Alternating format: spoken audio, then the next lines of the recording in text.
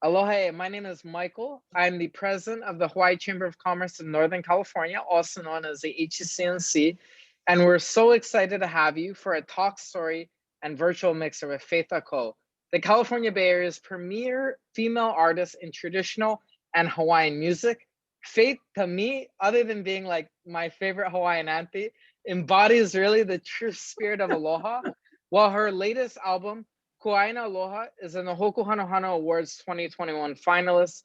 I'm going to go in a little bit more about Faith, their background and everything before we get kicked off. But if I mess up anything there, you got to correct me. No worries. No worries.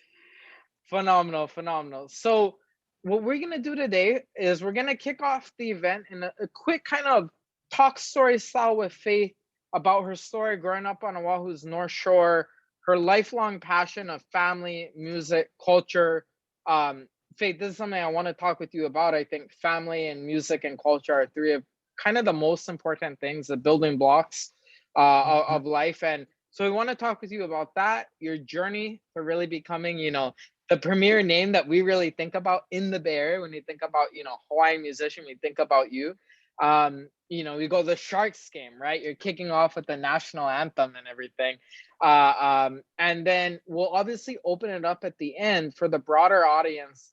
And, we'll keep our minds open for whatever you want to have in store for us at the end. You want to, sing a little bit, play a little bit. We'll leave that open as well, too, depending on where we're at. So let's just, get kicked off right at the beginning, Auntie. Could you talk and tell us a little bit more just about your backstory? I know you're one of 15, I think, born and raised Laie. Give us a little bit more of the story. Let's see. So, first of all, I'm not Hawaiian. Just let's get that clear. Oh. Born and raised in Hawaii, but my grandparents were missionaries in Samoa. Samoa, yeah, okay. Yeah. So, that's where my ancestors come from, is in Samoa. And my grandparents came to Hawaii in 1920, when my mom was 6. When my mom was 6 years old. And they came to Hawaii as missionaries. And so once they came to Laie, on the North Shore end where Turtle Bay is, where Kahuku is, the best watermelon and corn on the island, right?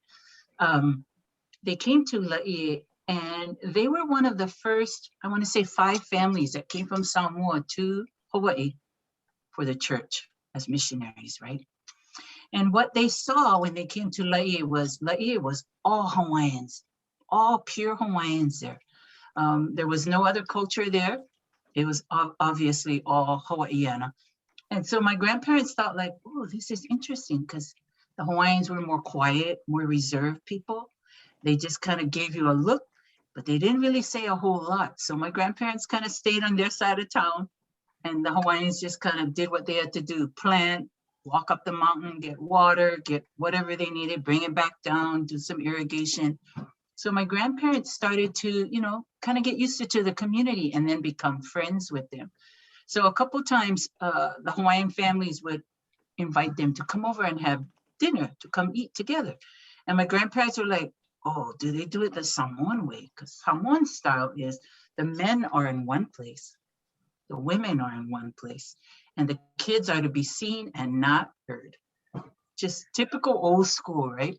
Yeah. But when my grandparents went to the Hawaiians and had dinner with them, what they saw was the whole family was around the table.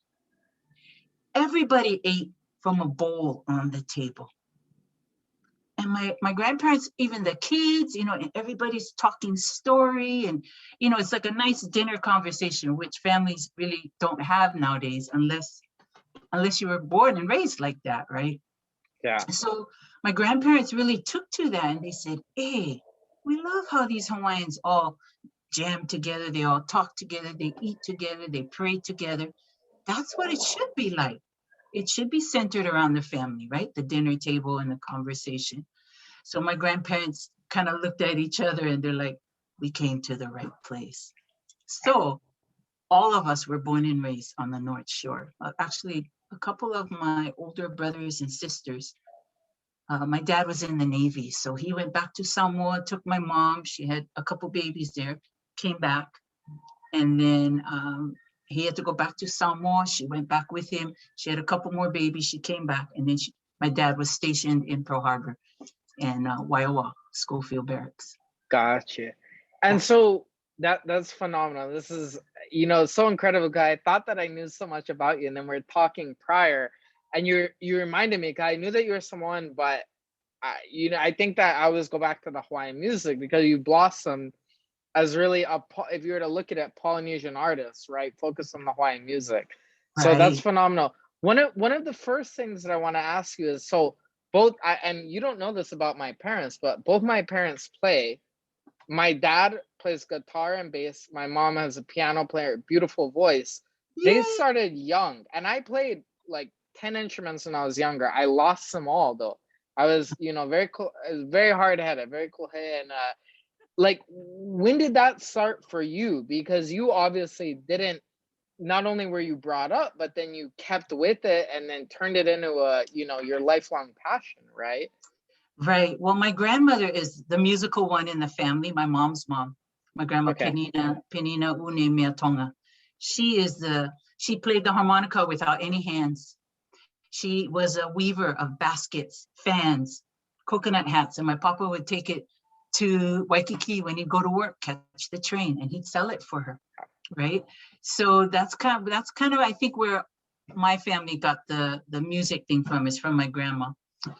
From what I understand. So, my older siblings, there's 10 boys and 4 girls plus me. And out of 15 of us, 8 of us are left-handed. 8 of us play instruments left-handed. This has to be a record, right? Right. And not only that, but our kids, my sister's kids, my brother's kids, they play left-handed too, but they're right-handed. Right? Interesting. So it's so weird. So, when we'd all get together, like, now as, we're living in this generation and time, when we all get together with my nieces, nephews, my brothers, and my sister Hope, we all kanikapila in the living room, and it's almost like we never left Laie, because everybody can jam, right? True.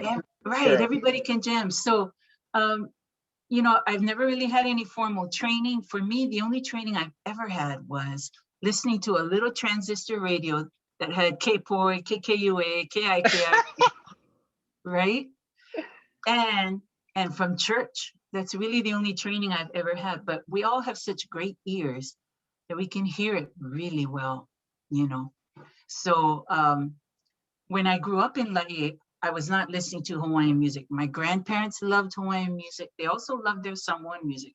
My mother loved her Hawaiian music. That was when Auntie Genoa Keawe. My mom knew Auntie Genoa Keawe very well. Yeah. Because Auntie Genoa is from Laie too. She's a Laie native. Interesting. And so I wanted to ask one thing really quick, and I'm sorry, I don't mean to cut you off, but no worries.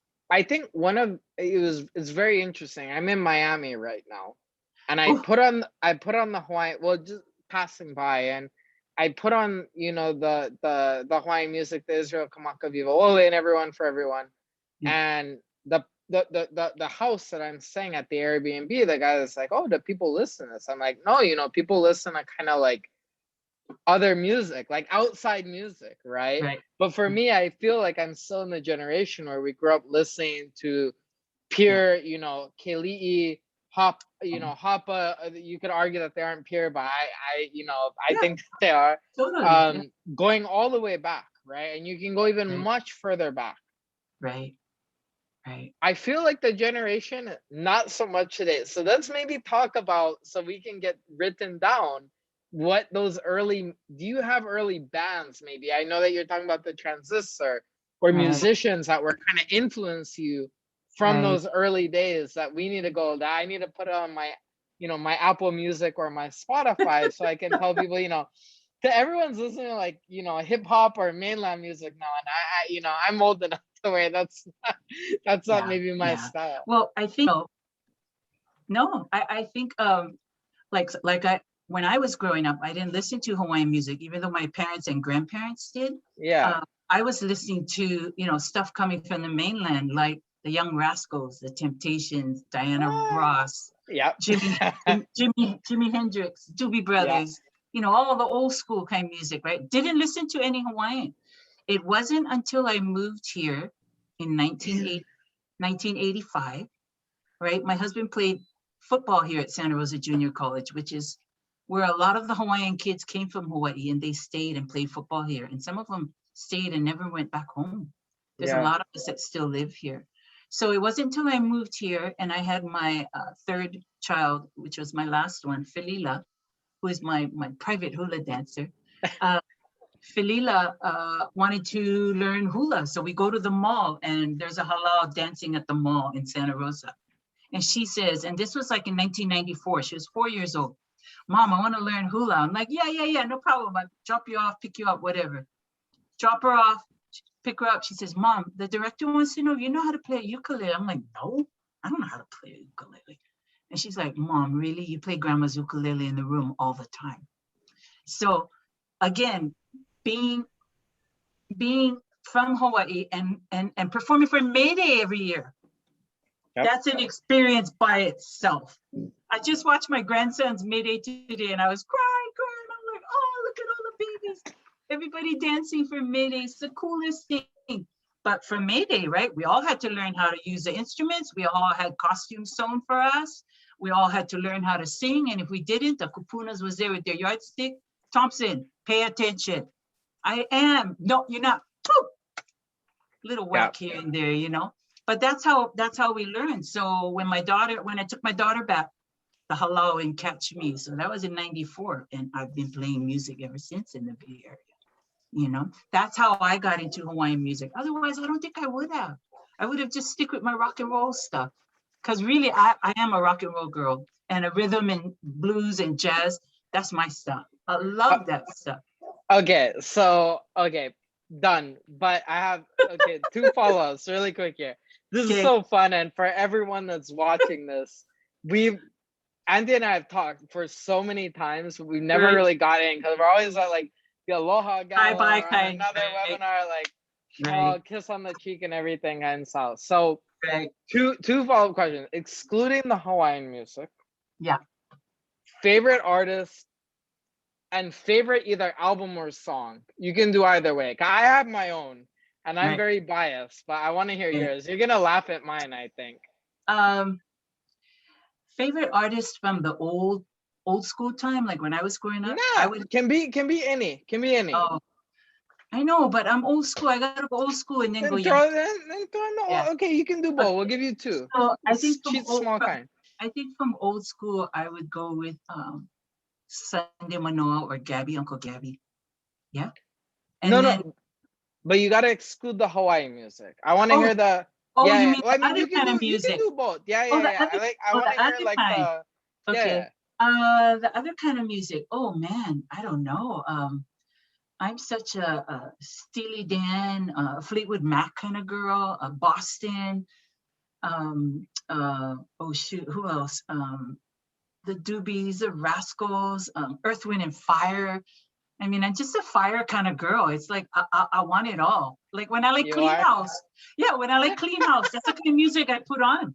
So I'm like, I gotta get going. You know, keep me going. Yeah. As far as female artists, I love Barbra Streisand. Aretha Franklin is probably my top. Popolo, you know, I love her. Let me see who else. I loved Melissa Manchester, Natalie Cole, all the old school girls. Yeah, love the Shaka Khan. Yeah, love them. I would say my favorite song from a female would probably be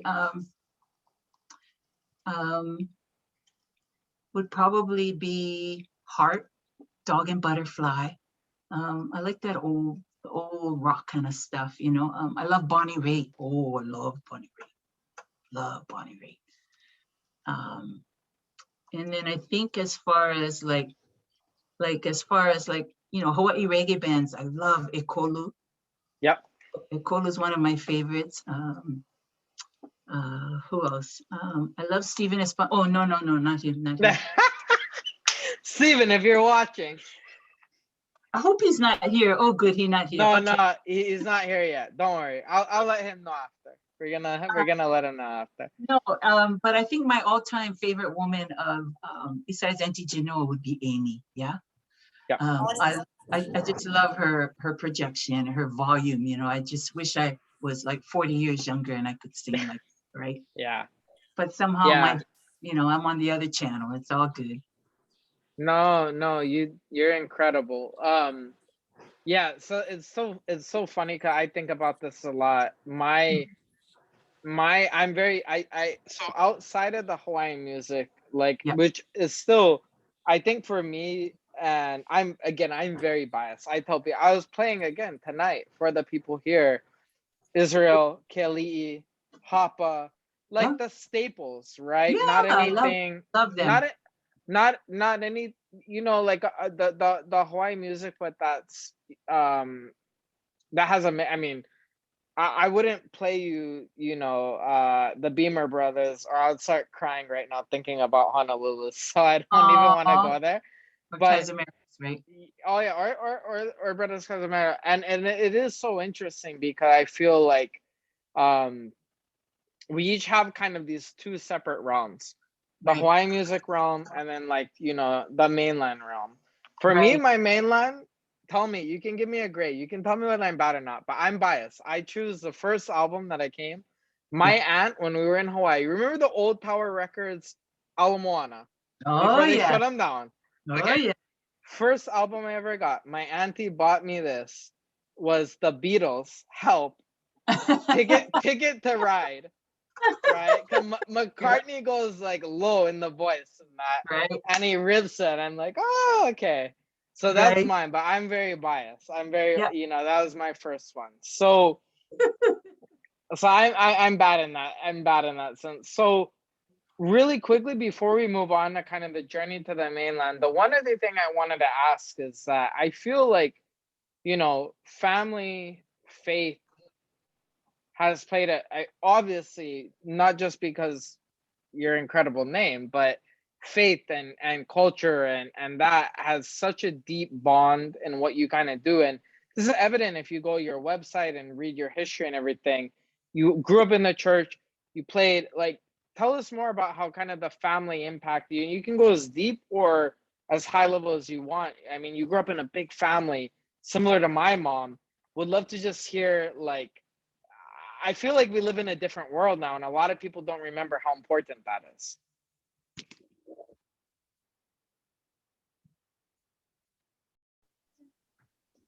Oh, there he is. He's back. Oh, sorry about that. I cut off for 1 second. I don't know where I cut off, but would love to hear your take on where kind of, just like, your family, your faith, the culture kind of paired into everything as well to be that kind of foundation and rock. And then we'll start to get into your journey to the mainland after. I think, you always, the first thing that strikes me really quickly, I'm sorry, I'm going on a rant here, but you always bring up Chauncey. And I had the pleasure to have met him, and he is such a stud, incredible husband.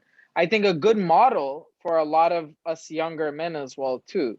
So maybe you give us like the high level of how it all kind of ties in for you from, the younger days into where you're at now. So let me just back up a little bit. So when my mom had 10 kids, the doctor said, Mrs. Thompson, can I have any more kids? Inside you kind of getting bossed up a little bit, right? And she's like, no, there's still some more spirits that want to come down. I dream about them, right? I was like, really? So she had my sister Hope, my brother Gil, my brother Tim. Then she had my brother Kerry, which is right above me. He's number 14. And he was born with Down syndrome. So the doctor warned her and said, no more kids, cannot already. She said, no, there's one more. So my fourth oldest brother, his name was Clyde. He was a senior at high school. And he said, if this baby has Down syndrome, we throw her in the ocean. We're not keeping her. Because I'm tired of washing diapers. I'm tired of washing diapers. And she said, Lou, it's going to be okay. So when I came out, I don't know, sometimes I still think I got some Down syndrome fluid in me someplace. I don't know. I feel like it's. Well, we have, you know, in my family, a few of my cousins and family, you know, have Down syndrome or disability, and it is always taxing, right? But the Right. love of the mom, nothing ever beats that. Like it's Exactly. a beautiful, for me, and again, I'm going deep, and I know we're in the HCCNC official, but Yeah. for me, talking from my heart, is that like the love of the mothers that they have for their children is more than anything else, and this is why you Exactly. can put up with 15 kids. I mean, even Right. the crazy. My mom had one, and she's like, no more. Well, my mom was really good. The first five raised the middle five, and the middle five raised the last five. So the first five took care of the middle five, and the middle five took care of the last five. So she kind of had everybody organized, and everybody had their, everybody was delegated to a certain whatever. But that's how my name became Faith. She named me Faith because she really had faith that I was going to be okay. And I'm like, why couldn't I have been Carolyn or Susan or Debbie or No, somebody? Faith is more beautiful than all those And I names. was Come like, on. really, Mom? Really? So then back to your question. What was your question again now? I forgot. The on the family side, you talked a little bit that, and then just about like the culture and that bond that you had, like just growing up with all these people and leading it. Did that tie in? I mean, you talked a Oh, little bit totally. of, yeah, Totally. Because Laie was such a small community and it's really a church community. yeah, Um, all our Sunday school teachers and teachers at school, I mean, everybody knew everybody. Everybody's grandma knew everybody's grandpa, everybody auntie was married to somebody's uncle. I mean, if you think about it, the whole windward side of Oahu, right? Starting from Kaneohe, Kahalu, Ka'ava, Kahana, Punalu'u, Ha'ula, La'i, Kahuku, Sunset Beach. There was only one high school with like 7 towns right down Kamehameha Highway, right? So everybody knew everybody, and it was really a good thing because I think having just one high school for all these 7 towns, all within 20, 30 minutes of each other, right? From Kualoa Mountains all the way down to Sunset Beach side. Everyone knew everyone from kindergarten all the way up to high school. yeah. And because I've worked in special ed 20, 26, 27 years, kids don't grow like that, and they don't grow up like that anymore. They're kind of moving, transitioning, Yeah. parents are getting jobs elsewhere, blah, blah, blah, or being raised by grandparents or foster kids. So, I grew up in a time when the family unit was still pretty Together. tight, yeah, from the 60s, from the hippie era, coming into the 70s, everything was still pretty simple. Life was so simple, yeah, back then. Well, I think that to me, you're definitely, and I do mean this wholeheartedly, you're very much an inspiration and so forth, because when I look at kind of, again, my generation to a certain degree, I'm very blessed to have my Hanai family, at least to a certain degree, that's very rooted in those principles and that culture. Right. But a lot of people don't, and I think that a big part of it is, having the right role models in your life, like yourself, that have Right. been through it. And don't worry, we won't give you, one day when I have children, I won't give you babysitting duties, but I'm definitely gonna call you for, Okay, some kids. there you go. Done, automatic. So But I know you were asking about Chauncey and I. So Chauncey and I yeah, we've been together since sophomores in high school. So we've been together forever. It's one of those kind of it's one of those kind of things. I know. no, I think it's good. I would never do it for another man. No way. I'll be single all my life. That one. Nope. But for No, Chauncey, yeah. no, So we've no, that been together for a long time. So that kind of helps too. Yeah, we know each other very well, and definitely been, it's been ages since high school time. So I think it's a good thing. It's hard to find relationships like that now. No uh, more now. no, there's no more now, and I think like if you can find the high school sweetheart, don't overthink it, just run with it, whatever doesn't work out long term doesn't work out, but don't give it up because you're, it's too young or whatever. Anyway, Yeah. so now, to kind of, as we move into like the latter half of this and we start to wrap up, my big my big question for you is, you know, you came up to the Bay Area, right? While Right. Chauncey was playing. Yeah. How did you get in, you know, how was that transition for you? And then I actually want to know, because I think I've heard the story, but I heard it from Daryl. So I want to hear the story about how you got to know the HCCNC and everything. Don't worry, he Hey. won't watch us. You can give Oh. me, you know, give Jackie and I the goods. Oh, no worries. Let's see. So I was playing music for halaus here in Santa Rosa up north where I live. And that was like in 94, 95, 96, 97. And then 98 came, my son graduated from high school in 99. I decided to go to the Pacific Aloha Festival by the Presidio, right? That's where we Okay. used to have the old Aloha Festival. So I went and I jammed it all by myself with my keyboard, and my baby was probably about 7 or 8 years old, and she danced to Naleo's song, "Where Are You Going?"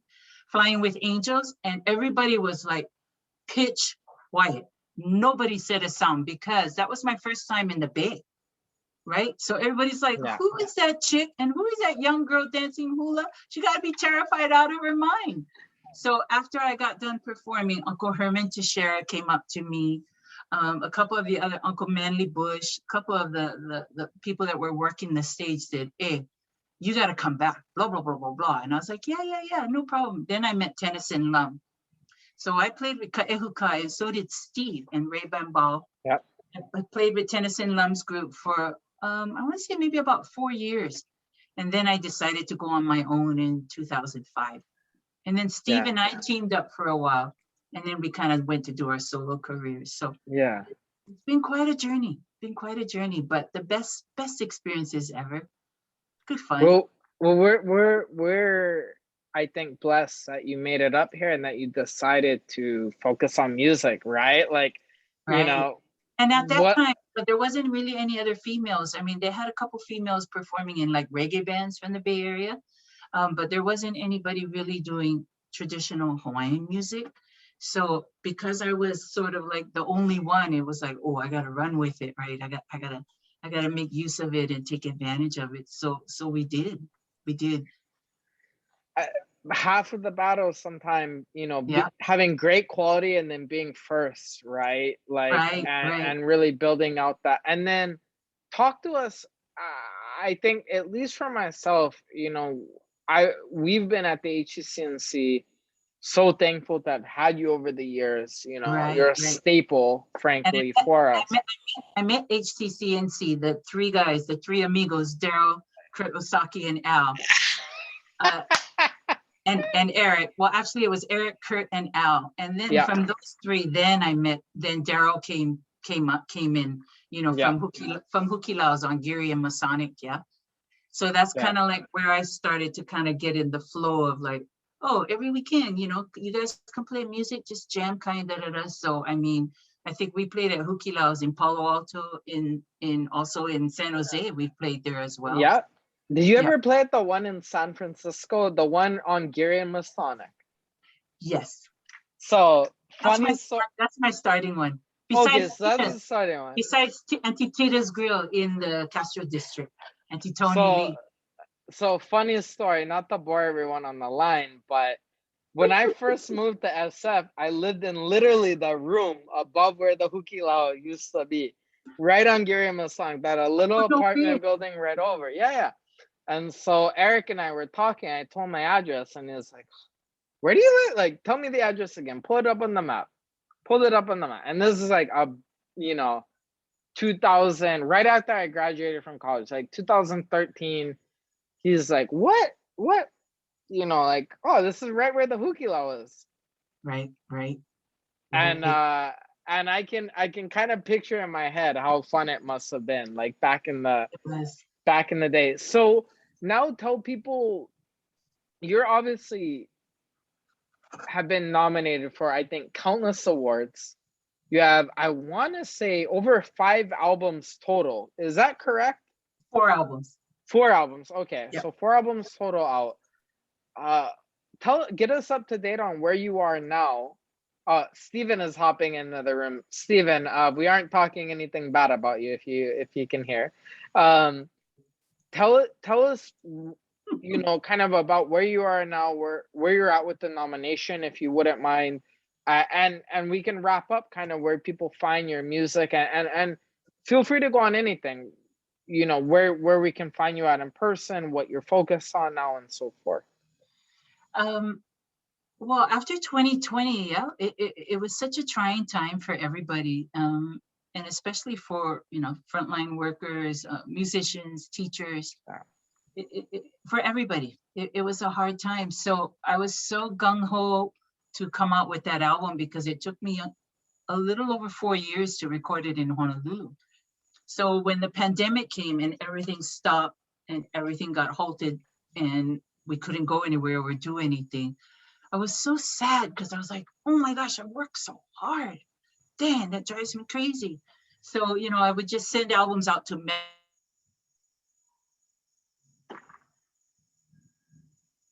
And it was from them that my music was getting out, you know, and people were ordering online as well, you know, through my website, faithakomusic.com. Auntie, could you repeat really quickly where it was going out from, because you cut out for just 1 second prior to the faithako.com. So my music was going out, was getting distributed through a Maui distributing company called Mele.com. Mele, oh yeah, which is where the word, yeah, with Punahele Kraus and Kumuhula Kelly Irashel, that's their business, yeah. And then, so my music was getting out that way, you know, and I still couldn't perform. I mean, I think I just did a wedding in April, and that was the first outdoor performance I had done in a year and a half. And it felt so good to be outdoors. It was just for a party of 50. It was a wedding at a winery in Calistoga. Everybody had been vaccinated. So it was so cool. And it just made me miss, you know, being with people and being able to, you know, feel the music and feel the company, the aloha around everybody. Yeah. It's a good feeling. So right now, we won't find out, you know, who makes the Nā Hōkū, you know, who the winner is. They're supposed to let us know, I think, in a few weeks. But they said they will have the Hōkūs live this year in September. So, you know, I'm running up against some big time Hawaiians, and hey, it's all you good. got them. It's all good. Just honored to be on the list. Steve, no.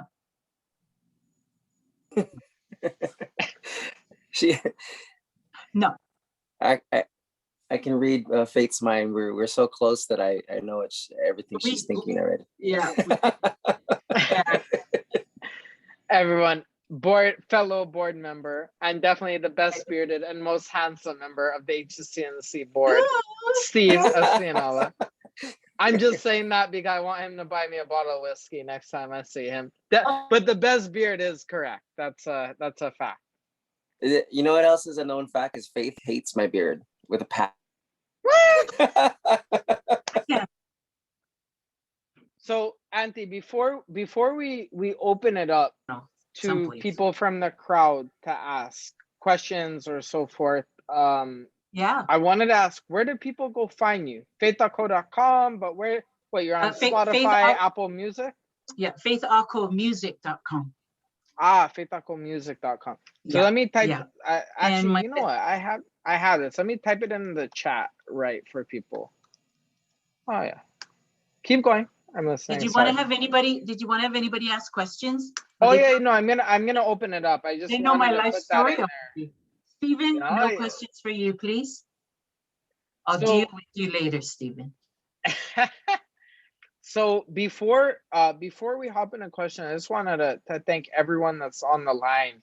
We don't get the opportunity to do these private recordings that much, because normally you have to do either like high maka style webinar or like very small private, and so the mix is like phenomenal. So thank you everyone that joined, you know, that had, you know, no too much background noise and everything. So at this point, what we'll do is we'll open it up. Even Steven, I'm gonna have to overrule you just this one time, Auntie. You can ask questions, but they have to be good ones. And if anyone wants to ask a question, feel free to unmute yourself, ask a question. And then, you know, Faith, you can feel that and so forth. And we'll obviously, all of this will go on the recording or the YouTube video to a certain extent. So please be, you know, respectful and so forth. The normal disclaimers, all right? Oh, good. Everybody's quiet. Uh-oh.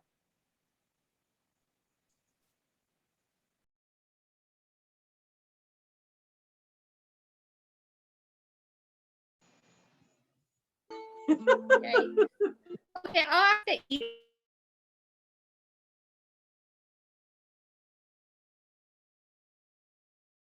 So, Faith, what is your favorite local food? What do you miss from Hawaii? Every time I go home on Oahu, my first after the airport is at Chanua Kim on Kalihi Street, and I get the bacon. Dim sum. I get the bacon. Gotta have the big manapua, and I'm good. It starts my trip off great.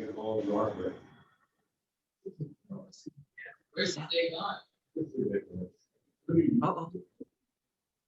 Uh-oh. Great choice.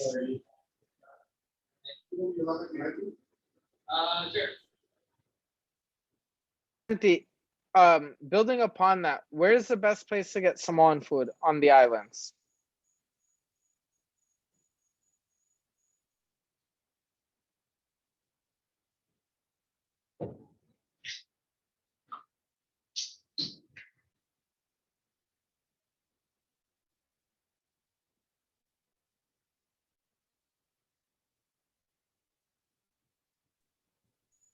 Can you hear me?